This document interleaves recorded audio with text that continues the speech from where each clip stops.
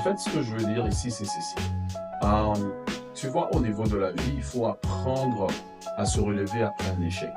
Toutes les personnes qui ont réussi ont toujours échoué. En fait, ils ont tellement échoué qu'à un moment donné, ils ont su en fait comment ne pas faire telle chose pour échouer. La plupart des gens, leur problème, c'est qu'ils ne peuvent pas exceller parce qu'ils abandonnent trop facilement. Écoute, un échec, ce n'est pas un tombeau. Un échec, ce n'est pas une maladie incurable. Un échec, ça ne veut pas dire que la chose ne t'est pas destinée. Un échec, ça ne veut pas dire que tu es nul.